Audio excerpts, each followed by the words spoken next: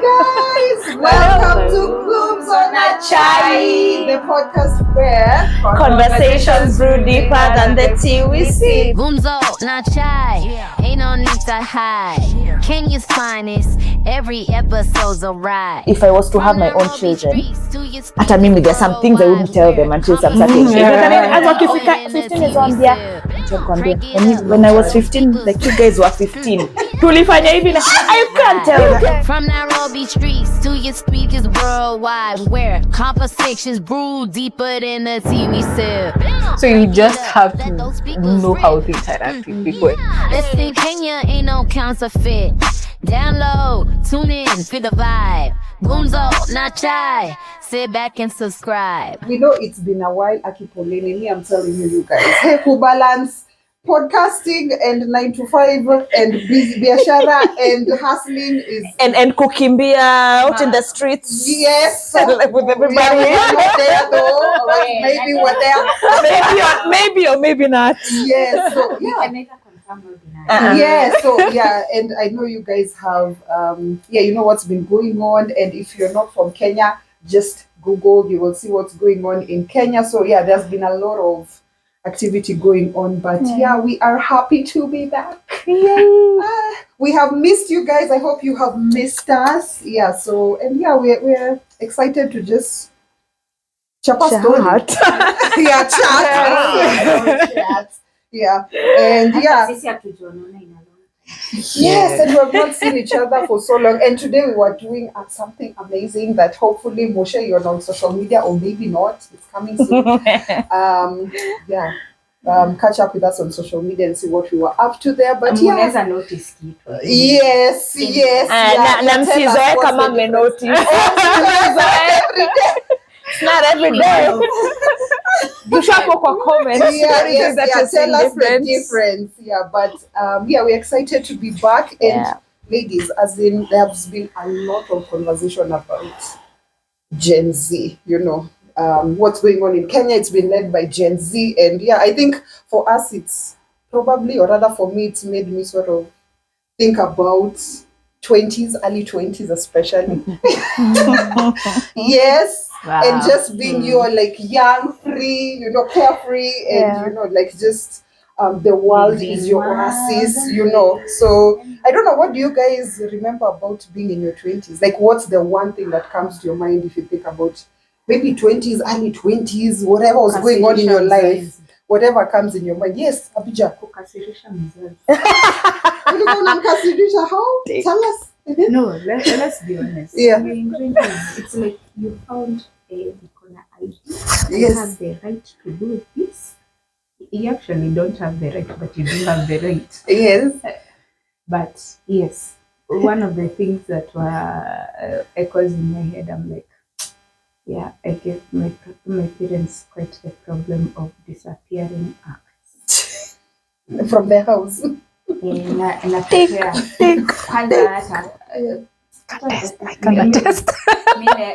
Nashuku kuna zingine nilikuwa nauliza utarudi mali umetoka by the way. Na ungerudi wangekutafuta kwa missing person. Ama kudanganya.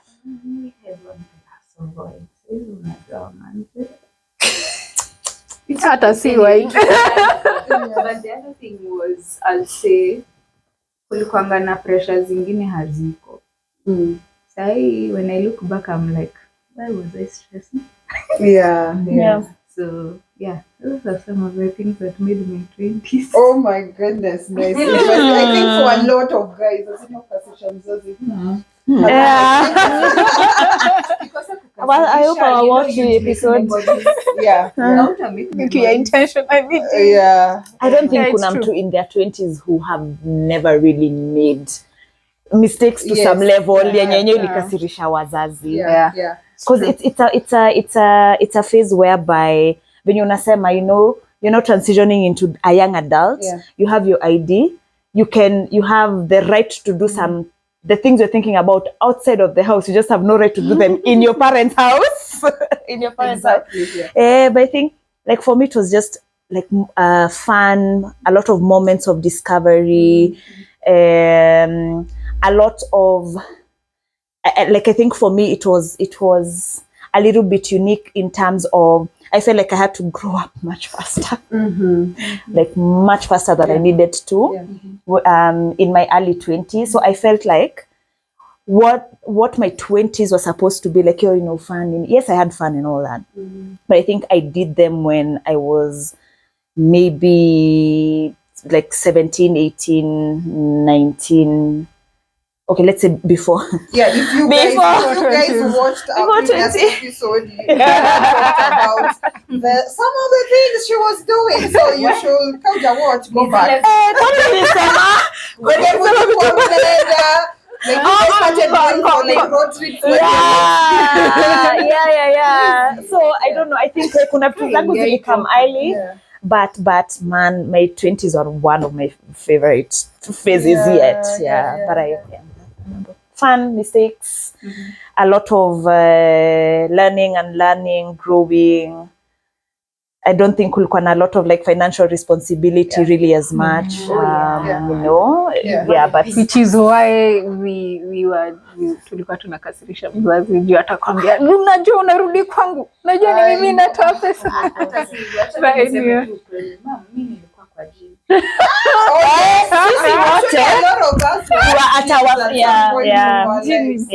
at our female friends. I think for me when it comes to kwa wazazi na kukasirisha, I think my mom let me be.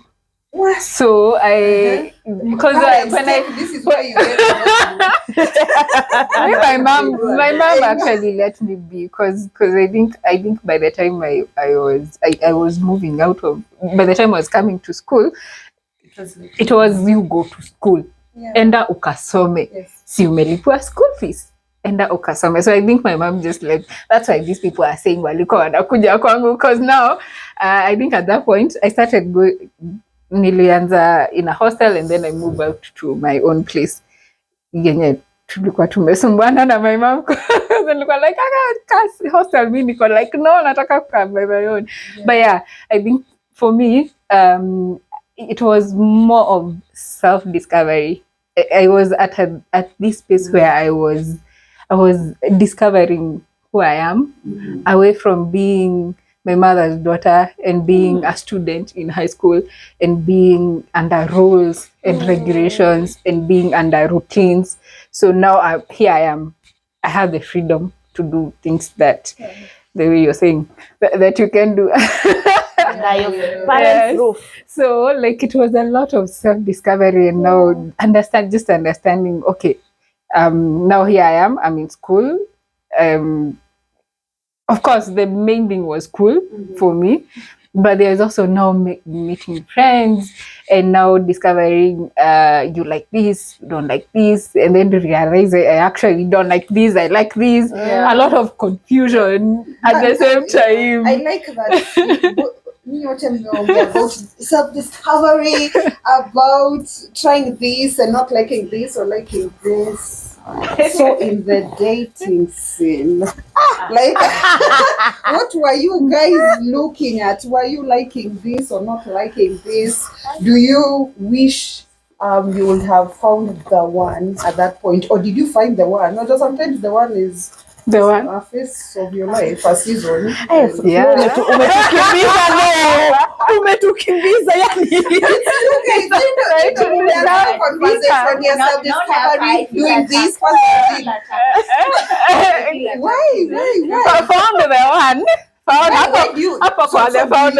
So do you wish you had found him earlier, like when you found him was the best time? Time campo, but not in campus. Yes. But we were in the same. Was the chemistry in campus? Ama unapasa, you plead the fifth. We will revisit. If you will remember, you will. Yes. Yes. Let me plead the fifth. Yeah, sure. One. Yeah. But yes, good. Say 12 years. Yeah. 12 years. like there's a time you guys were not close, and then so this just proves that what I think we were speaking earlier about something similar about Ashanti and Nelly about how they broke up, they came back together. Now, if love is meant for you, it will come back. Guys, that probably is true. We have a living example. Yeah, I think lakini hapa naona ni kama kuna mtu alikuwa anakimbia mapenzi Playing hard to get. Yes, back to you. Do you wish like ingekuwa ime bubble in your 20s? No, I think it was good it never happened again, because I think we would have disappointed each other. Yeah, you needed to wait your life. We are not mature enough for such a thing. Yeah. Oh, And my 2 cents is maybe I may be corrected by others, but I believe when you're in, like, somewhere from your late 20s to early 30s is when you actually do really know who the hell you are. yes, you can Before say that. that, Yeah. I think you're trying to do what is more of society expectations than what you really know about yourself. Yes. Yeah. And unfortunately, influence of religion, cultural, and everything can pressure you into the wrong place. And that's why, unfortunately, we are seeing many divorces as soon as Or even 5 years. infatuation. Like Yes. you think You don't know the love. difference between being in love and actually, okay, I'll even not just call it being in love, because there's that, for me, I prefer the fact that we were friends first before Yeah. dating. Yes. Because then you'll understand someone as your friend better. And you always want to talk to your friend. You know, dating only, actually, tunafitiananga white. Yes. Yes. Yeah. You always wear the perfect Today, face Abby card. is full of wisdom. Ameamua podcast iko yake alone.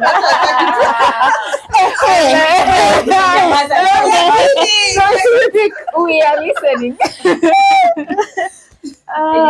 These people. At the same time, I'm not a sage in everything. Yeah. We keep on learning. Yes. True. Yeah. But I agree. Like Yeah. being friends, 100%. Yeah. So that you can chap a story. Like when you're done talking about, oh my God, like your eyes are dreamy. Like there should be more. Yes.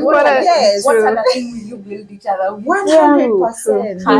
Pass the mushy Oh, yes, the wishy. lovey-dovey, and the lovey-dovey does not last long. True. Yeah. I tell people It's not there to last long. It's but you'll need to work on it to keep on bringing it The back. fire. And I think that's Like where that's where we the work sort of comes in. get wrong. stuck in terms of those two butterflies will need to be there for like forever and ever. Because in your 20s, one of the things that you're supposed to realize is when you mesema, we start from we do things from a societal point of view, right? Hizo boundaries constraints zenye tumewekewa.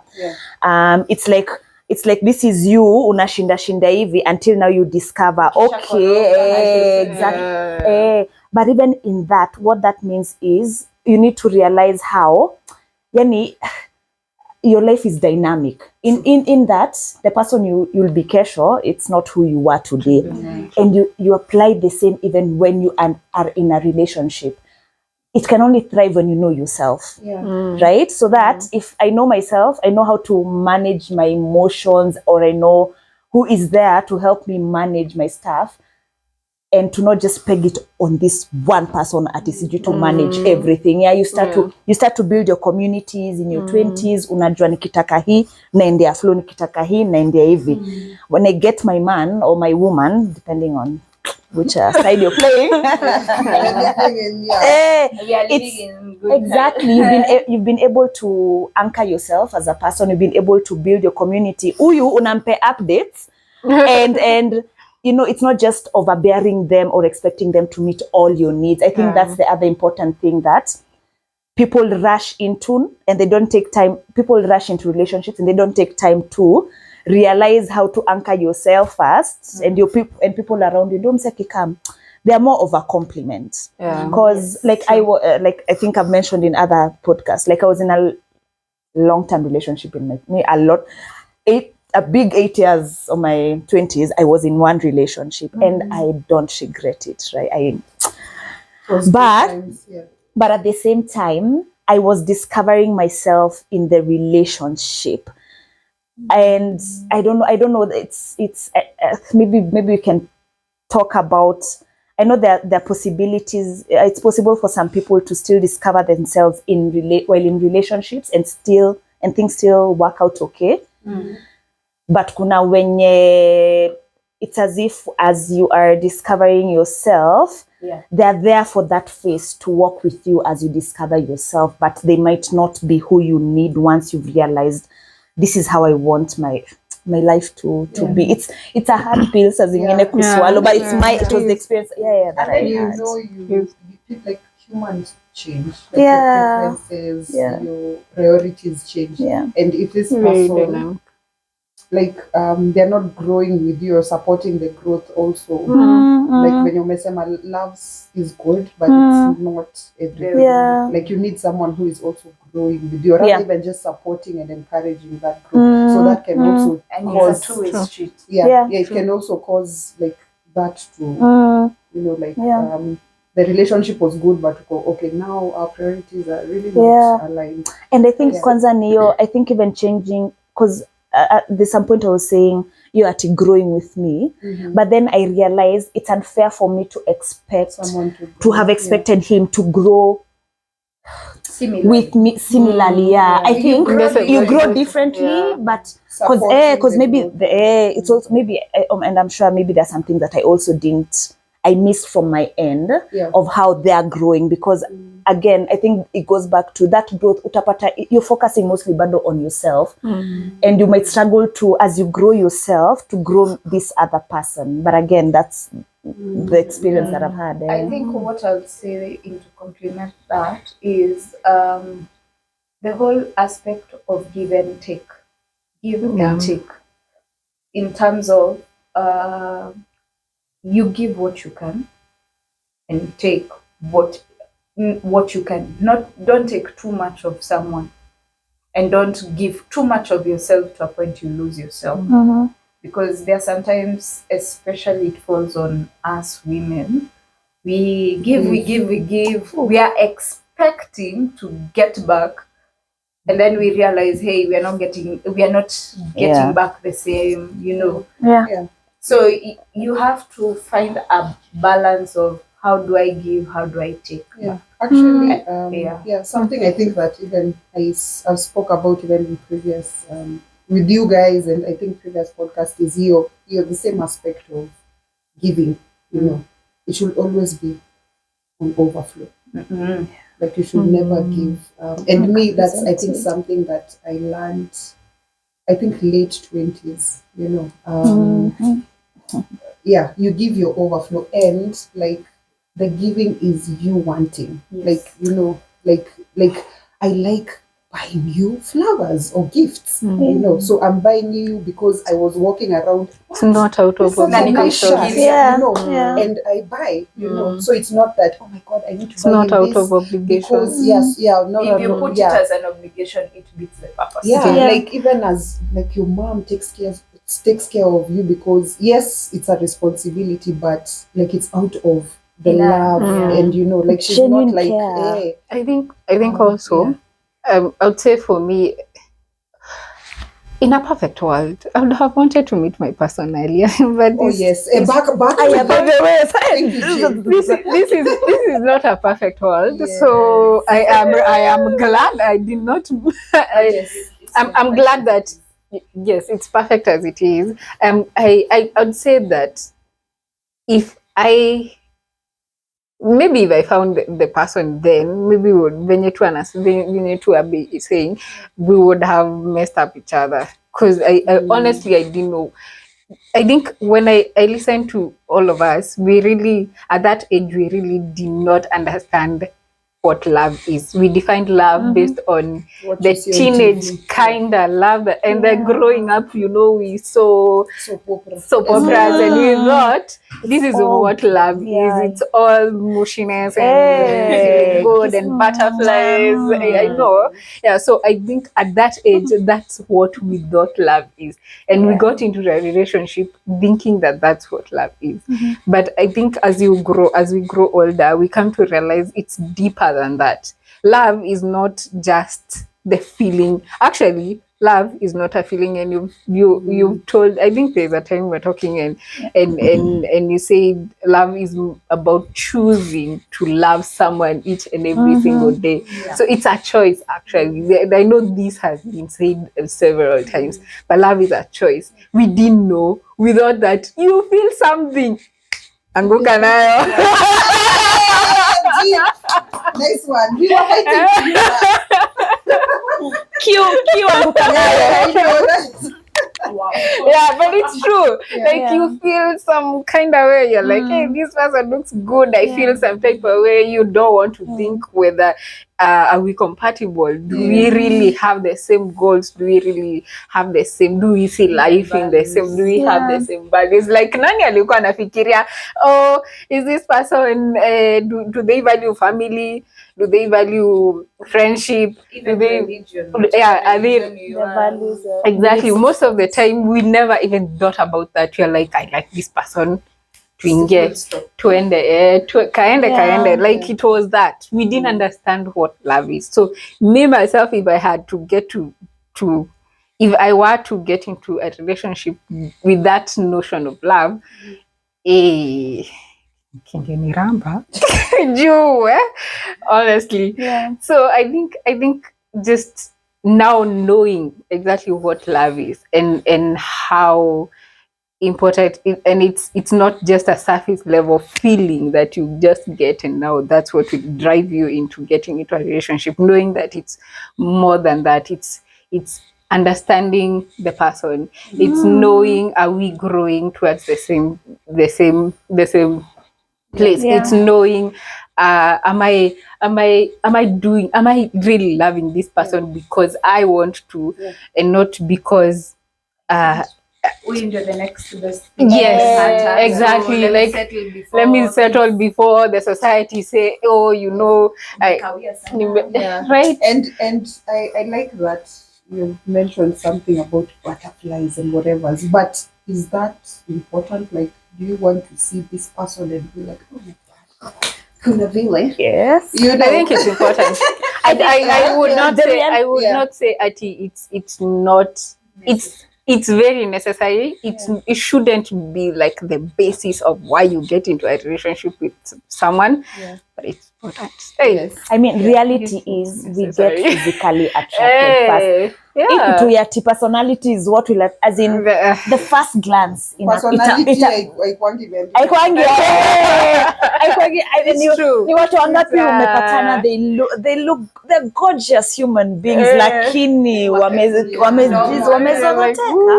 Wajua Kiswahili sanifu hapo.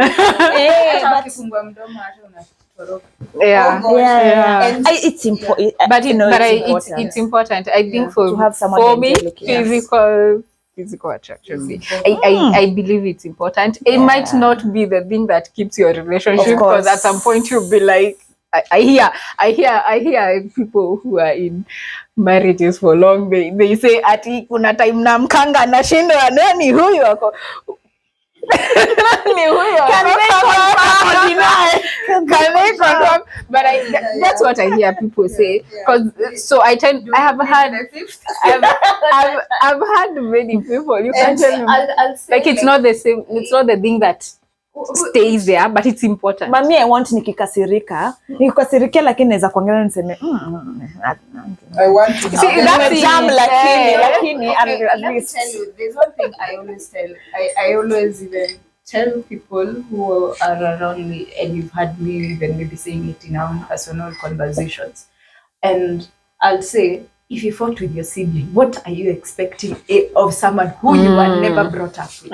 Who was brought up with different values. Household. Perspectives. So if you So I find it very interesting when someone says, "Oh, why should you fight?" And I'm like, do you know that's what even makes you understand each other more?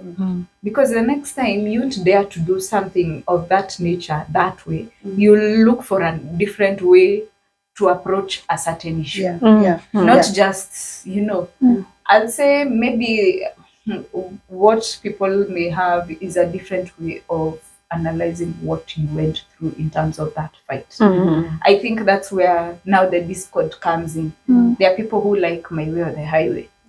I'm the kind of person who says talk it out, get the root cause of the problem. Which is like, but at the same time, you also have the aspect of, as a good friend of mine will say, you just shake hands and agree to disagree. The moment, because you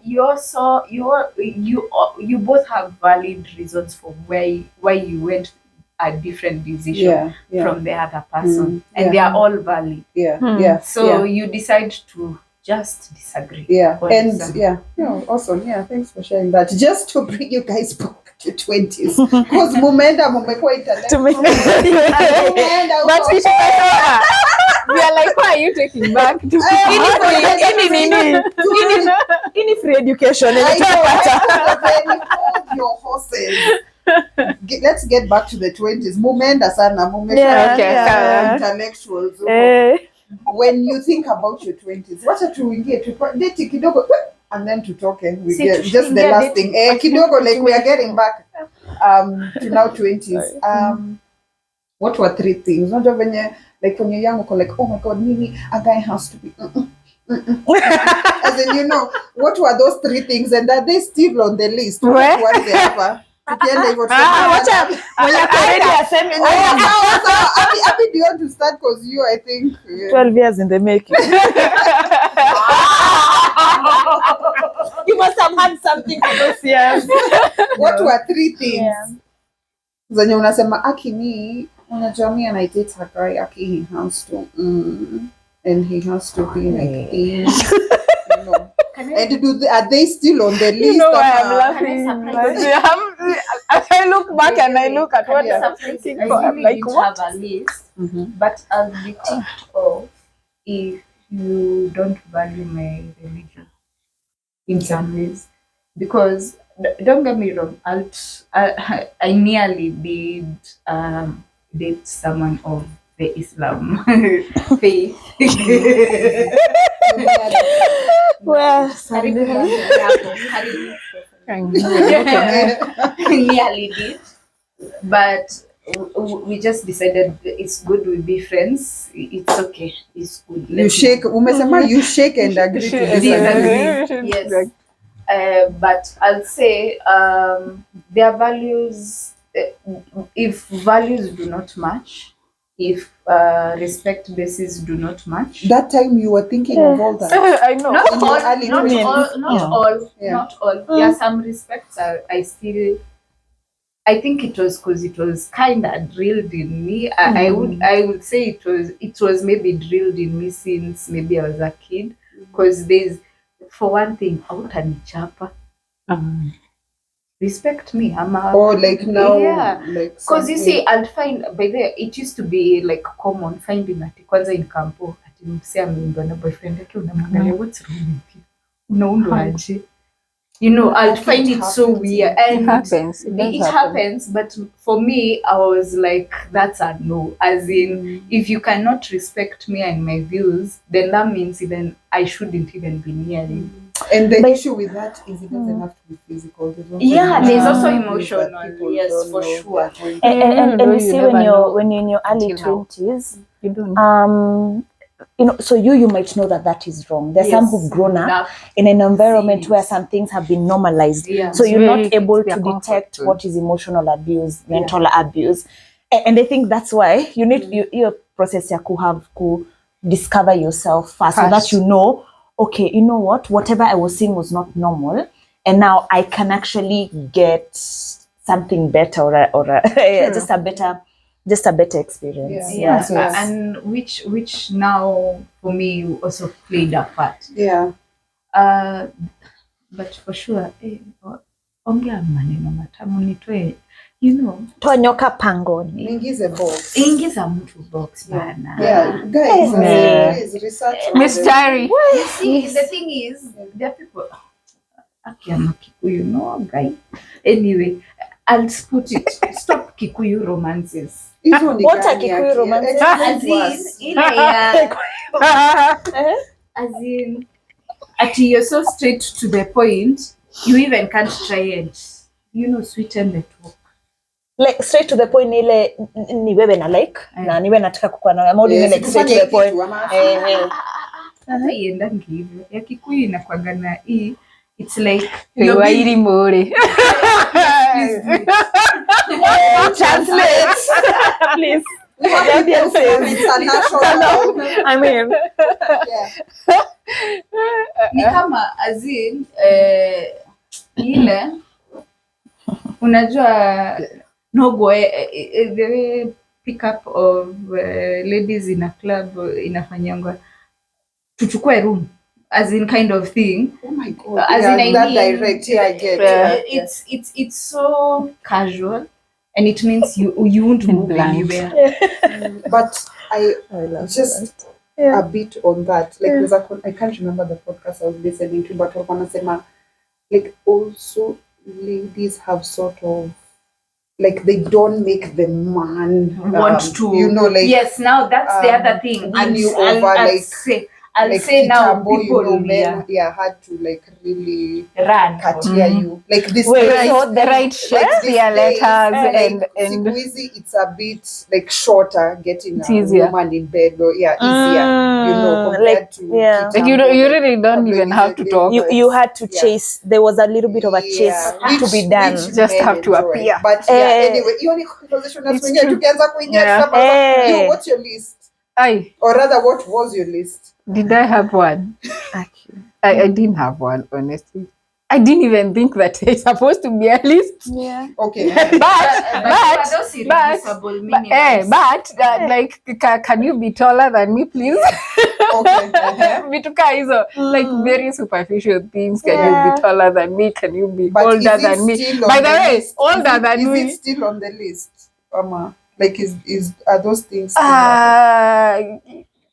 No, not really. Like they are not. They are not really ati. Very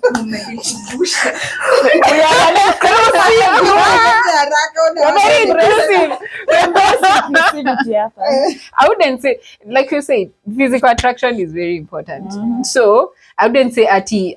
It's the first. Of course, the what I see first is what I'll be like. Okay, right. So it's not really ati a first. At least ndio iko pale juu. It's something like did I like you when I saw you first? Like when I saw you, because I could have seen you when you were seated and I was like that person, and then asimame, and then you're like, okay, let me just see how this wacha nijue. What was you? Say, I don't think nilikuwa na a valid list. I think it was, are you appealing to my eyes? Yes. Do you like me? Do I like you? Yes. Let's figure this thing out. Stakata there's a trauma. What's the age? I think for you. But that time you're young, so you're meeting either people your age or older. I think in my 20s ilikuwa ile you just but I think nilikuanga, of course mostly ilikuwa age mates wangu because that's the time you're kukula happy, you're mostly with your age mates, and hata when you meet the friends of your friends, they're also mostly just age mates. So for me aikukua ati older or young, it was mostly the same age of people. But ilikuwa hivyo, I like you, you look good, we like each other, we wanna do whatever we need to do, then see kaende then you now start discovering along the way what you like what you like. Umse manze hata umse hawezi, eventually you just discover along the way. But Miss Corner list, did you have a list? Not really, like when I think about it, not really, but me is also superficial. Like, oh my god, like I want to be attracted to you, like me, like you, and me, I'm a love of love. Like me, like I like to, when you're with them, you feel like you are important to them. Yeah, So that has always been a priority for me, and that continues. Can I say something to that effect? I think tulikuwa tumeongea about us emotional abuse and not knowing like emotional abuse is actually a thing. I think if you grew up with a lot of love, it was easy for you to be like, this, I want this. Like if you if you didn't, people like, what is that? Hata inafaa kukua aje? Oh, nadhani being in love is when someone tells you, I love you, and that's it. And I don't have to do anything else as long as they say it. As long as they said, you think now that's it, it's love. You don't know how it's supposed. I would say from my own mini experience, as long as like you don't know, so you've not experienced how people show or love each other, so you really don't know what you're supposed to. So exactly. And so ukiziona hizo ndizo una pick, and then you're like, it's not sustainable. Oh my gosh, Sustainable love. It's very important if you're at that age. By the way, first kuna investors for sustainability. But ladies, thank you so much. And as we close up, what were, I think tutafanya money talk up in your 20s, because I think that's also another hot topic. So coming soon. But what was like the one thing when you reflect on your 20s? What's one thing that you're like, oh my God, I'm so happy that I got to experience that. You know, maybe it was something amazing that happened. You know, an experience.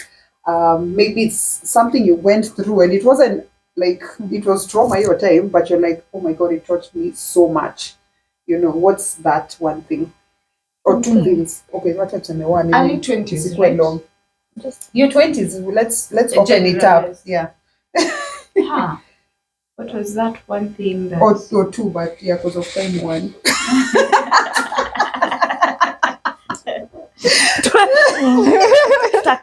Takatizo zingine. That's one thing that in your 20s that you that like you're happy. It's an experience. Maybe like, oh my gosh, like it taught me so much. Or maybe ilikuwa bashulienda na ile bamba. As in, I don't know. Whatever. Yeah. The one thing in my 20s that was even sort of sudden. So for me, on my side, it was planned, but to my folks, it was sudden. Is moving out. There was an element of now reality hitting. For you, for them? For me. Yeah. For me, because I realized I've been living under a shield. I remember I even called the gym. I used to make so many frequent calls to Jin. Just laughs. She's like, oh, look, unafikiria is all roses. Because you see, that time you're saying, mezoea. So I'm wondering, what is this thing I unafanya? Yeah. As in, now I was second guessing myself and I'm asking myself, lakini nishatoka. Najua sijafukuzwa home, lakini I don't want to show a sign of weakness. So it actually made me grow, and it made me have discipline with money. I used to, by then I realized I used to blow money. Okay, unabaki hapo bila dona ni 15th of the month. So kwa lichizi Saviet.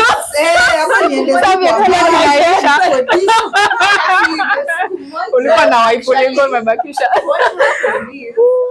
And I say thank God it happened like on 23rd of the month. Yeah. Gas ikaisha. 7 more days to go. Sa uzuri nilikuanga nalipwa 24th. Also 1 day to go. Yes. Nikakaa hivi nikasema see one day I can survive. Unaweza katiwa hapo matumbo.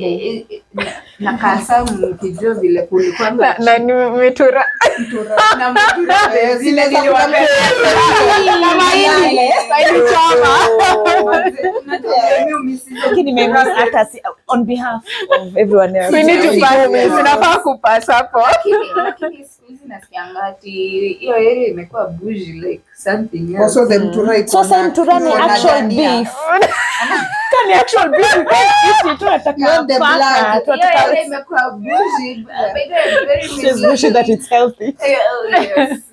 But lakini bado ni place chafu. I hope. Maka. Omseni yake tunagiza secret ingredient kuna kama sewage kamtaro ka sewage hapo tukando. Who else is ready Lazima to share? idonjo. Who else is ready to And I think at mimi just the moving out. At the point where I was moving out, it wasn't really by choice. When I was moving out, manzi nilikuanga naanza na giri 10.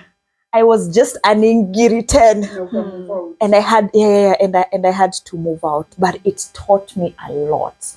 Yani from like from ground, from ground. But there was something about really building your thing. Yeah, like from like basics. Basics nile. How do you survive with just 1, 2, 3 things? You know, as compared to all these, the many things that you had when you were at home, like you really had convenience around you. Kwanza the fact that you used to get the house and you're like, kuna pikwa nini? Or that you to automatically expect that vitu ziko available. So hata mimi kwanza na fridge, but kuna vitu zingine una realize ayakai. Kumbe tissue inanunuliwango. Automatically. Ulikuwa na nini na like unajua inanunuliwa, but it has not been your responsibility. It's never occurred to you that you can actually sit at the toilet and you're like, wait. Imeisha. Right? But I think even just even in decision making, like your in terms of your intelligence, the mistakes that you make, the people that you meet outside there, as in hata hizo tu make decisions, I'll be paying rent. Or I'll be paying rent at this certain date of, or I'll be waking up at 6. Like you start developing your own routines, you know, your own schedule. Like it's I think it's just it's just beautiful when you get to a point whereby honestly you have space to be able to really build your life. And I think for me, Sasa, at that point, I really didn't have influence being like ile family influence ile saa zingine unaambiwanga, you know, in the direction unafaa kuchukua. So me I had like the ground to just play with how I wanted my nini to be. So yeah. Oh wow. Mbona na clap? Good job.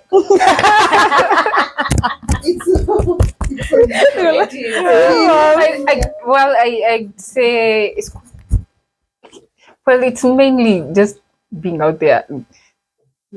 Being having to be responsible of myself, because I think it's the same. It's that point where you out of your for my case, mom's nini, and now she's telling you, yes, I'm paying school fees. Allowance yako ni hii, jipange nayo, ikiisha kama wiki jipange. So like you have to know how to plan that 1,000 yenye umepewa, jue tunafaa photocopy, sijue a whole nini you're like, okay, sawa, leo tunaenda klabu tukule nini. Leo hatukuli klabu jue kuna venye tunakula nini, donuts tukula donuts juu leo lazima tu photocopy. Photocopy is such big you need to have a different way of giving notes. I think right now they're more digitized. Things are it's for me just having to be able to now take responsibility over my life. That has taught me a lot. It has taught me a lot and allowed me to be in spaces where I feel like home it was just school home. I started making friends once I like left school, and most of the friends that I made were after I joined uni. So, and uni also taught me a lot of things. It taught me how to, as much as there were hurdles, kulikuwa na challenges zake, taught me how to make friends, interact with people. Hata si episode 1 got to episode by the episode 1 in all that, but now being able to actually, because I think I grew up not knowing how to really interact with people, and now you find yourself in this space, and now you have to talk to new people, and you don't know how to, and you have to. So you just have to know how to interact with people and build relationships and networks and connections, and I think that really helped me. For me, being able to know how to create relationships. Because I feel like most of the relationships are built that have still stood. Most of them I made in uni. So for me, being able to take responsibility of my life, and also being able to now get into the world and interact with people. 20s are intense. Like they are amazing. I know many segments of this. To be able to tick all the boxes of what I'll say an all-rounded way of thinking about 20s. It's because if it was our own parents right now, they'll tell us 20s, 30s, 40s. But like I really like some of the things I've picked from what you guys are saying. Self-discovery. I learned what love is, or rather sort of got a gist of what that is. I learned myself, you know, how to love myself. As in kunama wisdom. I don't know. When you like even what is self-love? Because you might think you love yourself, but like you know, like that's a whole other conversation. But I think from what I get from you guys, like 20s are self-discovery, like risk and move out. 10,000 bob. Okay, not everyone, but like if you can analyze, I believe you can. You got Sorry, 10K, like please, but like from that is just like people like don't be scared of to do challenge something that will go grow for it. you. But the more you're out of your comfort zone, by the way, guys, the better you learn yourself, and the more you get solutions by yourself, not even necessarily having to get someone all the time to. Oh, you have your parents there. We are not telling you move out now, but we are saying when the time comes, and I'm sure you will see that you're getting too comfortable. Get out of that, please. And it will make you grow, and your parents will respect you. Na hizo fights mvutano ya pari wawili kwa nyumba inaacha. And please have an income as you're moving out. Yes. Don't move out if you're not able to sustain yourself. But I think one of the things that I like about the 20s that are now the GenZs is that they are actually wanajituma. They get earning money from the most unexpected. So it's a good thing. Just know how to use your money well. And spoil yourselves. Me sometimes honestly, I know. Let me by saying use your money well. Just don't oversplurge. Yes. But take care of yourself. Have fun. As in, like make the mistakes and learn from it. Don't be too careful. Don't be too. Actually, don't be. It's such a bore in life, and honest, not even in your 20s, even in your 30s, in your 40s, don't ever play too careful with life. Okay, let me see. I mean, of course, you know what I mean. But what you can handle. Exactly. Explore. Ikikubo, imekubo. Kama it's not for you, it's not for you. But manze, don't always play safe. Anyway, do you know what I tell people? Sometimes I think I look at how our parents have been. They keep quiet on us. They don't tell us until now. Like now, we are married and we are now responsible people of society. Then they tell you, by the way, nilifanya hii ujinga. I'm like, Why didn't you tell me earlier? Oh, They your can't. parents were always They number can't. one. Of course. They don't want to feel. They don't want to feel like they are encouraging you to be naughty or to do the wrong thing. So Now that's after that phase, as now you're a little bit of an adult, is when they feel comfortable sharing, because they know at this point when they're sharing this, you're at a point where you can make a Even sober decision to say that this is not for me or this is for me. Hata mimi if I was to have my own children, hata mimi there's some things I wouldn't tell them until some certain age. Wakifika 15 is wambia when I was 15, like you guys were 15. Tulifanya hivi na I can't tell them. I can't tell them. I'm not saying you tell me what wrongs you did. Whatever is Not- acceptable. it's just to share, Yes, Share and what that's is what I'm saying. The reality. I think there's reality. a class of parents that actually closed up too much. They even didn't let you in on the good. True. Or even Yeah. seeing them happy. Yeah. Right, yeah. But I can understand our But yeah, parents. but You know, they did our the best. we do love them. Yeah. We do love them, and They did understand they their did the times are best they different could. from ours, Yeah. and their bringing up is totally different from ours. And there are Yeah. things that influence our lives, that the amazing things that they did that like A lot. make up A lot. a Yeah, lot they of made- a lot. our They lives. still made us be these vocals. So Oh, hey. yeah. Thank you, parents and parents in heaven.